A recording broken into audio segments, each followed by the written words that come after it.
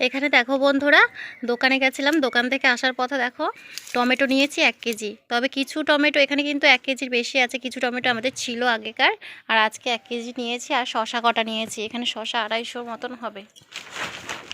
আর এই দেখো মটরশুঁটি, মটরশুঁটি নিয়েছি 500, আমি বাজার করেছি আজকে।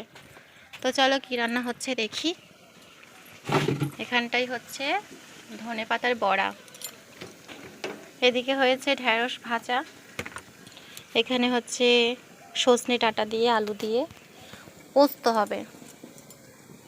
পোস্ত বেটে নিয়ে এসেছি কাকিমাদের বাড়ি থেকে। আমাদের বাড়িতে তো বাটার ব্যবস্থা নেই, কারণ শিল টিল সব কোথায় ঢুকিয়ে রেখেছে জানি না তোমাদের দাদা ভাই।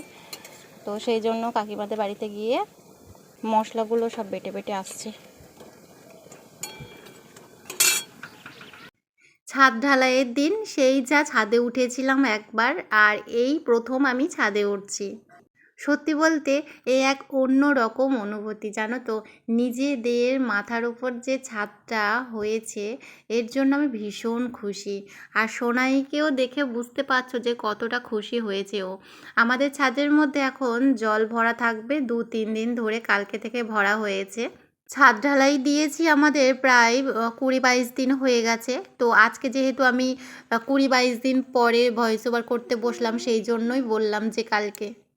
তোমাদের দাদাভাই এইমাত্র খেতে এসেছে, আর এসেই দেখো ছাদটাকে দেখতে এসেছে। তো আমি ভাবলাম যে চলো আমিও একটু উঠি। আর সোনাইকে জিজ্ঞেস করছি, সোনাই কেমন লাগছে ছাদে উঠে? বলছে আমার তো ভীষণ ভালো লাগছে। ও নিজেই বলছে কতটা আনন্দ, তাই না?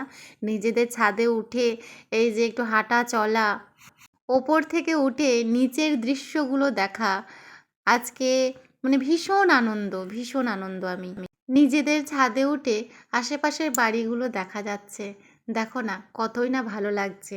তোমরা হয়তো অনেকেই বলতে পারো যে একটা ছাদ তো দিয়েছে, এর জন্য আবার এত মাতামাতি কিসের? না গো বন্ধুরা, এত কাঠ খড় পুড়িয়ে অনেক কষ্ট করেছি জানো তো জীবনে। বিয়ের পর থেকেই অনেক কষ্ট করেছি জীবনে, কোনো দিন মানে সুখ বলতে সেই জিনিসটা পাইনি।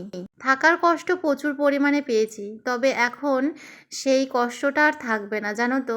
তোমরা তো জানোই যে একটা ছাদ না থাকলে কতটা কষ্ট হয়। চলো বন্ধুরা, আজকের মতন টাটা।